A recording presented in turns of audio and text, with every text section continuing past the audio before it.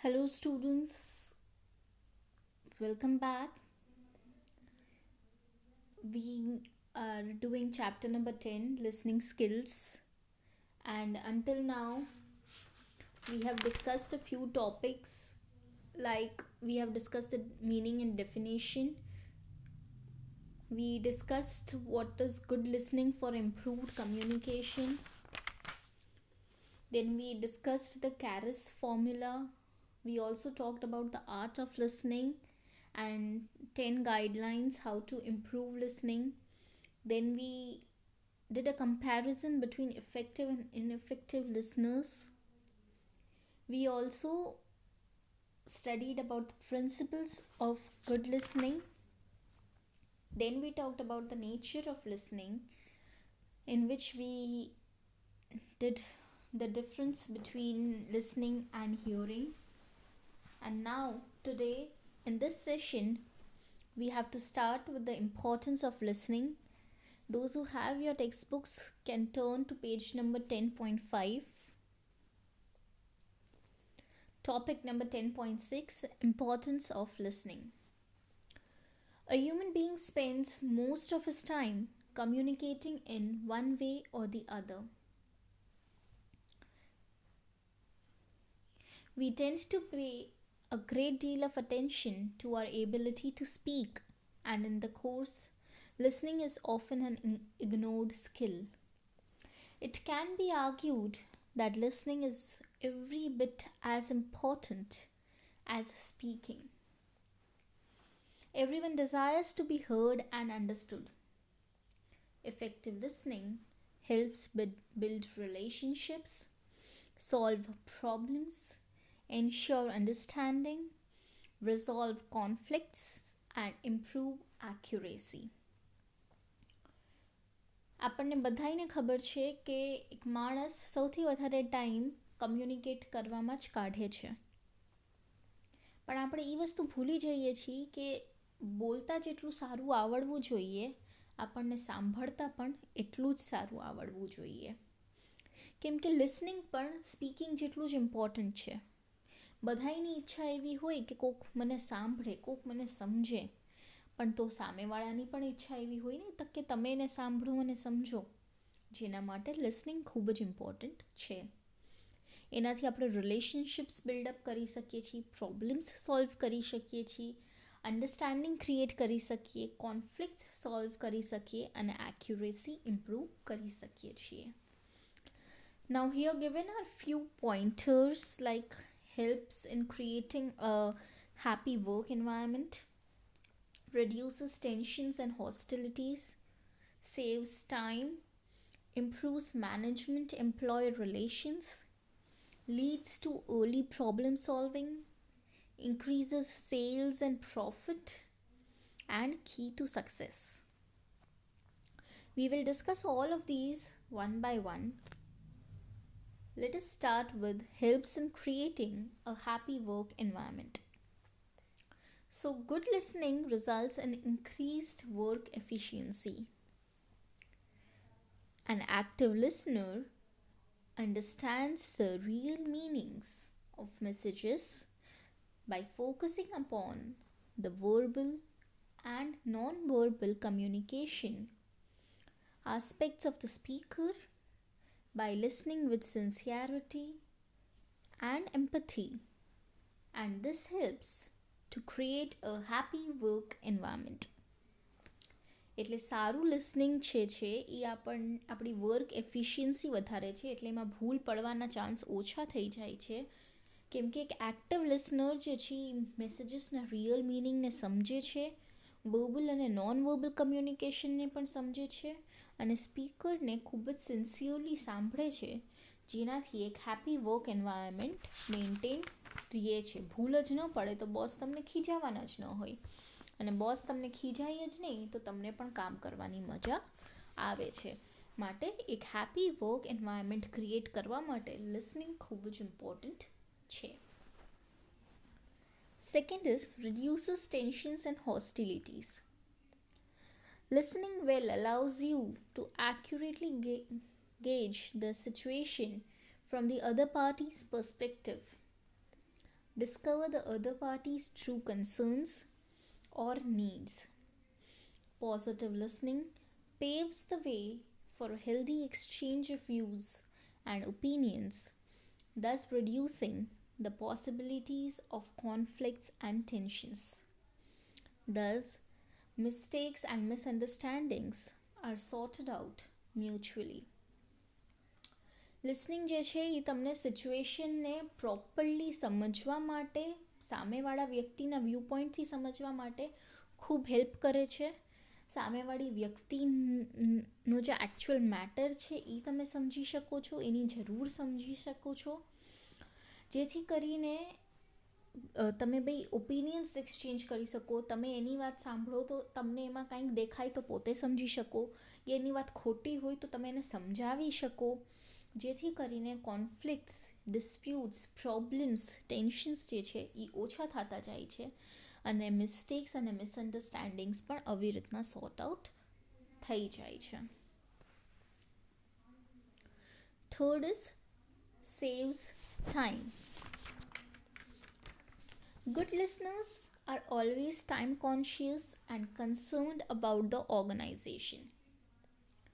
They actively seek application of information to policies and procedures. Good listeners જે હોય છે એ હંમેશા ઓર્ગેનાઇઝેશનનું ધ્યાન રાખે છે અને એ લોકોની પોલિસીઝ અને પ્રોસિજર્સના હિસાબે જ કામ કરે છે, જેથી કરીને ટાઈમ બચી જાય. તમે કામ કરી લીધું હોય અને પછી તમને ખબર પડે આવી રીતના કામ નહોતું કરવાનું, તો શું થાય, એટલો ટાઈમ વેસ્ટ થાય, તમારે ફરીથી કામ કરવું પડે છે. પણ જો પહેલેથી જ તમે પોતાની ફોર્મેટ્સ, પોલિસીઝ, પ્રોસિજર્સનું ધ્યાન રાખ્યું હોય તો તમારો ટાઈમ બચી જાય છે. Fourth is improves management employee relations. When employees enjoy the freedom to express their complaints and when they know they are being listened to, a feeling of positive attitude develops, and this fosters improved and healthy management employee relations. ગમે તે employ હોય એને મજા ત્યારે જ આવે જ્યારે એ પોતાની વાત છૂટથી કરી શકે. મેં તમને આ એક્ઝામ્પલ ઘણી બધી વખત આપ્યો છે અને આજે હું તમને ફરી આપું છું. ક્લાસમાં સ્ટ્રિક્ટ ટીચર હોય એની સાથે તમે કામ પૂરતી જ વાત કરશો, એ પણ કરવામાં ડરશો.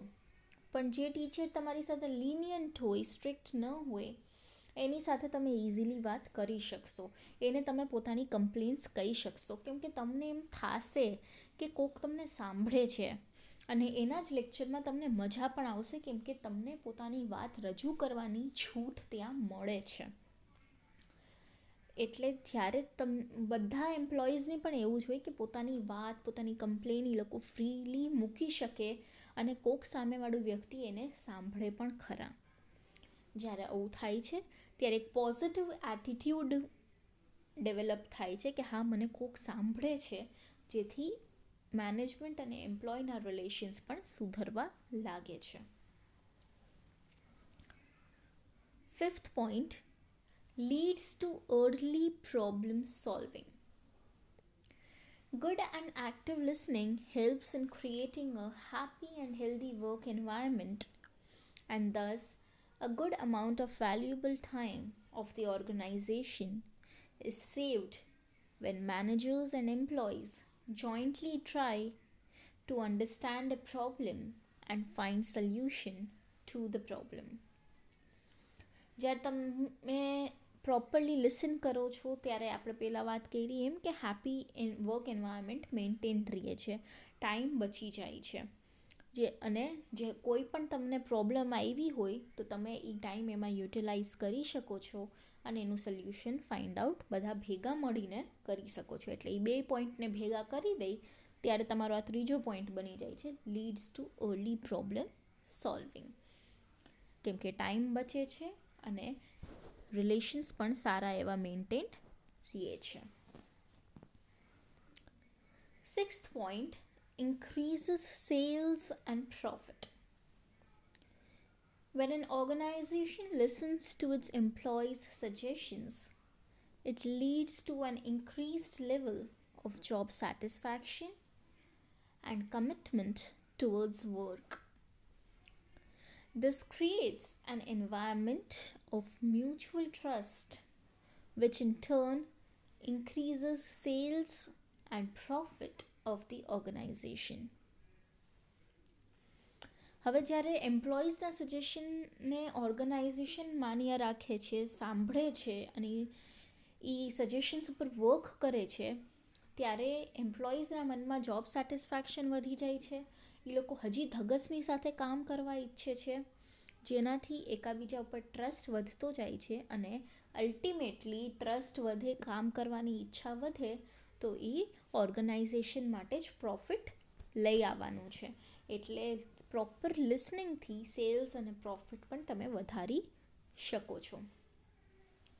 7th is key to success. Good listening is a prerequisite for success in professional careers as well as in organizational success. Because when we listen attentively and critically, we succeed in establishing a rapport with people, and this facilitates decision making and problem solving and achieving personal, professional and organizational goals and objectives. Good listening જે હોય છે એ શું હોય છે, success માટે સૌથી important હોય છે.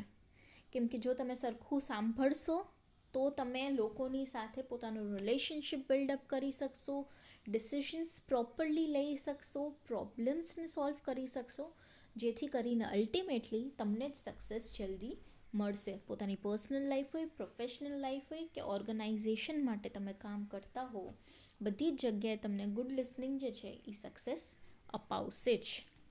તો આ હતા આપણા 7 ઇમ્પોર્ટન્ટ પોઈન્ટ્સ જે ઇમ્પોર્ટન્સ ઓફ લિસનિંગ માટેના હતા. હવે નેક્સ્ટ છે types of listening skills. Okay, તો હવે આમાં મેઇન 2 ટાઈપ્સ છે, ડિસ્ક્રિમિનેટિંગ લિસનિંગ એન્ડ કોમ્પ્રિહેન્સિવ લિસનિંગ. આ બે ટાઈપને આપણે ઘણા બધા સબ ટાઈપ્સની અંદર આપણે ડિવાઈડ કરી શકીએ છીએ, જેમ કે active empathetic listening, reflective listening, critical listening, passive listening, જેને આપણે હિયરિંગ પણ કહી શકીએ છીએ, marginal listening, evaluative listening, biased listening and appreciative listening. આ બધા જ ને હવે આપણે ડિટેલમાં સ્ટડી કરવાનું છે. ઓકે,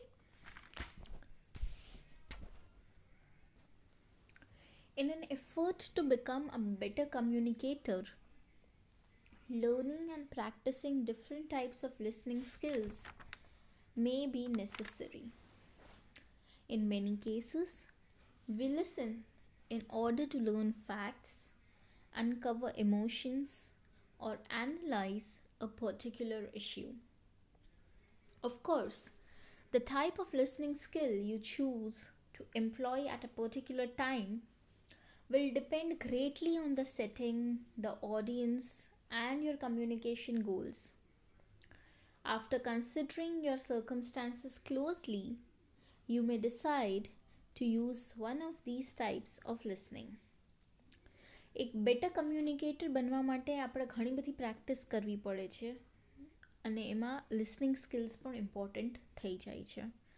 આપણે ફેક્ટ્સ જ્યારે શેર કરવા હોય યા ઇમોશન્સ શેર કરવા હોય, કોઈ પર્ટિક્યુલર ઇશ્યુને એનાલાઇઝ કરવું હોય, આ બધી જ બાબતે આપણને લિસનિંગ તો ખૂબ કામ આવવાનું છે.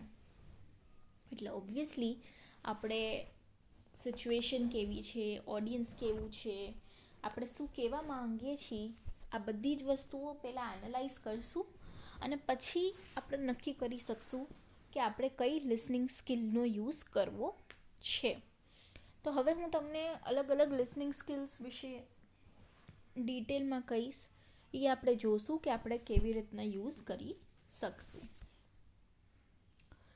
Discriminative listening is first developed at a very early age. perhaps even before birth in the womb. This is the most basic form of listening and does not involve the understanding of the meaning of words or phrases, but merely the different sounds that are produced. હવે ડિસ્ક્રિમિનેટિવ listening એટલે સૌથી પહેલું listening જ્યારે હજી બાળક જન્મવું પણ નથી હોતું, હજી પેટમાં જ હોય છે, ત્યારે એને શબ્દોના મતલબ નથી સમજાતા, શું કહેવામાં આવે છે એ નથી સમજાતું, પણ એક સાઉન્ડ એના કાન સુધી પહોંચે છે અને એ સાઉન્ડને એ ઓળખતો થઈ જાય છે. આ તમે 3 Idiots મૂવી બધાએ જોયું હશે કે આમિર ખાન જ્યારે આલ ઇઝ વેલ બોલે છે ત્યારે બેબી કિક કરે છે. તો એને કંઈ આલ ઇઝ વેલનું મિનિંગ નથી સમજાતો, પણ એ જે ફોર્મમાં બોલે છે એ સાઉન્ડને એ ઓળખતો થઈ જાય છે. એને આપણે કહીએ છીએ ડિસ્ક્રિમિનેટિવ લિસનિંગ. જ્યારે વર્ડ્સના મિનિંગ્સ નથી ખબર, પણ એ સાઉન્ડ એના કાન ઉપર પડે છે અને એને એ ઓળખતો થઈ જાય છે. આ સૌથી બેઝિક ફોર્મ છે લિસનિંગનું, કે સાઉન્ડને આપણે ઓળખી જઈએ છીએ. એને આપણે કહીશું ડિસ્ક્રિમિનેટિવ લિસનિંગ. અહીંયા સ્ટુડન્ટ્સ ડિસ્ક્રિમિનેટિંગ મેં ભૂલથી લખી નાખ્યું છે, તમે ડિસ્ક્રિમિનેટિવ કરી નાખજો. સેકન્ડ છે comprehensive listening. It involves understanding the message or messages that are being communicated. Like discriminative listening, comprehensive listening is fundamental to all listening subtypes. In order to be able to use comprehensive listening and therefore gain understanding, the listener first needs appropriate vocabulary and language skills. હવે આમાં ખાલી સાઉન્ડને નથી સમજતા, પણ મેસેજને પણ આપણે સમજવા માંગીએ છીએ. અને મેસેજને સમજવું હોય તો પહેલાં આપણને વર્ડ્સને સમજવું પડે. તો એ વર્ડ્સ માટે આપણને વર્ડની નોલેજ હોવી જોઈએ, જેને આપણે વોકેબ્યુલરી કહીએ છીએ, કે કયા વર્ડનો કયો મિનિંગ શું થાય છે. એટલે એના માટે આપણી વોકેબ્યુલરી એકદમ સ્ટ્રોંગ હોવી જોઈએ અને લેંગ્વેજ સ્કિલ્સ પણ આપણી સ્ટ્રોંગ હોવી જોઈએ. તો જ આપણે કોકની વાતને સાંભળીને સમજી શકશું. તો કોમ્પ્રિહેન્સિવ લિસનિંગમાં આપણે ખાલી સાઉન્ડને નથી સમજતા, પણ વર્ડ્સને સમજીએ છીએ, એના મિનિંગને સમજીએ છીએ, આખા મેસેજને આપણે સમજવાની ટ્રાય કરીએ છીએ. જેના માટે આપણી પાસે વોકેબ્યુલરી અને લેંગ્વેજ સ્કિલ્સની નોલેજ હોવી ખૂબ જ જરૂરી છે. Active या empathic listening. This is the most important aspect of listening. This skill encourages the listener to focus his or her full attention on the speaker. The receiver absorbs all that is being said by the speaker and makes an attempt to verify all that he has been listening to. Active listening involves setting aside judgment during the listening process and using non-verbal communication such as facial expressions, gestures, and other forms of body language to show the speaker that complete attention is being paid to his or her message. Thus, active listening requires attention, commitment, personal discipline and readiness on the part of the listener. એટલે આ type જે છે એ સૌથી important listening type છે, કેમ કે આમાં પૂરેપૂરું જે ધ્યાન હોય છે એ સ્પીકર ઉપર જ હોય છે. રિસીવર બધી જ વસ્તુ સમજે છે જે પણ સ્પીકર કહેવા માંગે છે, અને પછી એને વેરીફાઈ પણ કરવા માંગે છે કે સાચું છે કે નથી. એટલે આમાં જજમેન્ટને તમે સાઈડમાં મૂકો છો, પૂરેપૂરી લિસનિંગ પ્રોસેસ કમ્પ્લીટ કરવો છો, નોન વર્બલ કમ્યુનિકેશનને પણ સમજો છો, જેમ કે ફેશિયલ એક્સપ્રેશન્સ છે, જેસ્ચર્સ છે, બીજી બોડી લેંગ્વેજ છે, એ બધાને તમે સમજો છો. પૂરેપૂરું ધ્યાન તમારું સ્પીકર ઉપર અને એના મેસેજ ઉપર છે. એટલે એક્ટિવ લિસનિંગ માટે તમને અટેન્શન, કમિટમેન્ટ, પર્સનલ ડિસિપ્લિન એટલે તમારે પોતે શિષ્ટ બનવું પડે અને રેડી થવું પડે કે આપણે આની વાતને સાંભળવાની છે, તો આપણે એને એક્ટિવ યા એમ્પેથેટિક લિસનિંગ કહી શકશું. Second is reflective listening.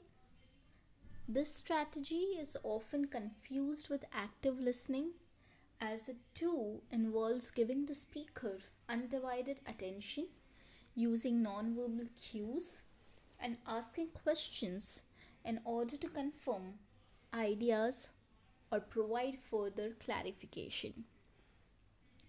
Reflective listening encourages the listener to reflect or mirror the speaker's psychology and emotions, so the speaker feels as if he or she is being listened to. The goal of reflective listening is to provide support while trying to understand the speaker's perspective. This approach can be crucial to maintaining business and social ties, as it demonstrates sensitivity to the speaker's emotions. એટલે reflective listening છે એને ઘણા લોકો active લિસનિંગની સાથે confuse કરે છે, કેમ કે આમાં પણ સ્પીકર ઉપર જ તમારું ફોકસ રહે છે, ક્યાંય બીજે ધ્યાન ભટકતું નથી. એની બોડી લેંગ્વેજને બધાને તમે સમજો છો, સામે ક્વેશ્ચન કરો છો કન્ફર્મ કરવા માટે કે બરાબર કહે છે કે નથી કરતા. રિફ્લેક્ટિવ લિસનિંગ જે છે એ આપણને સ્પીકરની સાયકોલોજીને સમજવા માટે કામ આવે છે. કયા ઇમોશનથી સ્પીકર વાત કરે છે એ આપણને સમજાય છે, અને આપણે એને નોડ કરીને યા એક્સપ્રેશન્સથી આપણે એને ડાયરેક્ટ કરી શકીએ છીએ કે આપણે એને સાંભળીએ છીએ. એટલે આનું બસ ગોલ એ જ હોય છે કે આપણે સ્પીકરને સામો જવાબ આપીએ કે આપણે એને સમજવાની ટ્રાય કરીએ છીએ અને આપણે સ્પીકરની વાતને ખરેખર સાંભળીએ છીએ. આનાથી તમારી બિઝનેસ રિલેશન્સ જે હશે એ વધારે પડતા સ્ટ્રોંગ થઈ જશે, કેમ કે એ લોકોને એમ ખ્યાલ પડે કે તમે સ્પીકરના ઇમોશન્સને, એના મેસેજને સાંભળો છો, નેગ્લેક્ટ નથી કરતા. થર્ડ છે critical listening. This listening strategy is often used when the aim of the listener is to evaluate and analyze what is being said. Critical listening is often employed in situations that involve decision making or problem solving. Unlike active listening and reflective listening, which are both non-judgmental listening skills, critical listening involves the use of personal judgment. A critical listener will ask questions about whether the information being transmitted is credible, logical, or being used for manipulation. Thus, critical listening is usually result-oriented. હવે આ critical listening જે છે એ બાકીના બે ટાઈપથી થોડીક અલગ છે. આ લિસનિંગ સ્કિલ ત્યારે યુઝ કરવામાં આવે છે જ્યારે આપણે એનાલાઇઝ કરવા માંગીએ છીએ, ઇવેલ્યુએટ કરવા માંગીએ છીએ કે કેટલી વાત સાચી છે અને કેટલી ખોટી છે. આ એવા સિચ્યુએશનમાં આ ક્રિટિકલ લિસનિંગ યુઝ કરવામાં આવે છે જ્યારે આપણે કોઈ ડિસિઝન લેવો હોય યા કોઈ પ્રોબ્લેમ સોલ્વ કરવો હોય. હવે સપોઝ બે જણા બાજે છે અને તમને બોલાવે છે કે બેમાંથી કોણ સાચું કયો, તો તમે એની આખી વાત સાંભળશો, ઓકે, અને પછી તમે બેયની વાતને એનાલાઇઝ કરશો અને પછી જ તમે ડિસિઝન લઈ શકશો યા એ પ્રોબ્લેમને સોલ્વ કરી શકશો. હવે આમાં ઘણી વખત એ થશે કે તમને ખબર જ હોય કે આ માણસને ખોટું બોલવાની ટેવ છે, તો તમે એની વાત ઉપર થોડોક ઓછો વિશ્વાસ કરશો. તો તમે અહીંયા શું કરો છો, પોતાની જજમેન્ટ યુઝ કરો છો. પણ એક્ટિવ યા રિફ્લેક્ટિવ લિસનિંગમાં આપણે જજમેન્ટ નહોતા યુઝ કરતા, પણ ક્રિટિકલ લિસનિંગની જ્યારે વાત આવે છે ત્યારે આપણે પોતાનું જજમેન્ટ પણ સાથે સાથે યુઝ કરીએ છીએ, કેમ કે તો જ આપણે ડિસિઝન લઈ શકીએ, તો જ આપણે પ્રોબ્લેમને સોલ્વ કરી શકીએ છીએ. એટલે ઘણા ક્વેશ્ચન્સ પણ તમને ઊભા થશે માઇન્ડમાં. એ ક્વેશ્ચન્સ તમે પૂછો છો, એની ઇન્ફોર્મેશન તમે જાણો છો, પછી તમે એને એનાલાઇઝ કરો છો કે એ કેટલી સાચી છે, કેટલી લોજિકલ છે. તમને વાતમાં ગોટાળે ચડાવવામાં નથી આવતું ને. એટલે ક્રિટિકલ લિસનિંગ જે છે એ હંમેશા રિઝલ્ટ ઉપર વધારે ધ્યાન આપતું હોય છે. Fourth is passive listening, which is also known as hearing. This listening strategy may be defined as physical presence but mental absence of the listener.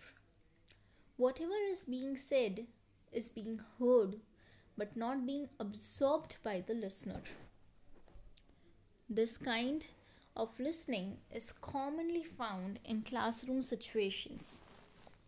In passive listening, the sender or the speaker should be primarily held responsible for the lapse in listening on the part of the receiver. However, there may be other psychological and emotional barriers which may result in passive listening. Passive listening yeah hearing જે છે એ શું હોય કે physically તમે present છો પણ mentally તમે absent છો, જે વધારે પડતું ક્લાસરૂમ્સમાં આપણને જોવા મળે છે. એટલે હું જે પણ તમને બોલું એ તમે સાંભળો છો ખરા, પણ એને સમજતા નથી, મગજમાં ઉતારતા નથી. આમાં યુઝ્યુઅલી આપણે સ્પીકરને જ બ્લેમ કરતા હોઈએ છીએ કે એને નથી આવડતું સરખું કહેતા, કંટાળો આવી જાય એવી રીતના વાત કરે છે. પણ એ સિવાય પણ ઘણી બાબતો હોય છે, જેમ કે કોઈ સાયકોલોજીકલ યા ઇમોશનલ બેરિયર્સ હોય છે. બેરિયર્સ આપણે ફર્સ્ટ ચેપ્ટરમાં સ્ટડી કરી લીધા છે. બેરિયર્સ હોય છે અને થોડાક લિસનિંગના બેરિયર્સ આપણે હમણાં આ ચેપ્ટરમાં પણ સ્ટડી કરવાના છીએ, એટલે એ તમે ચિંતા નહીં કરતા.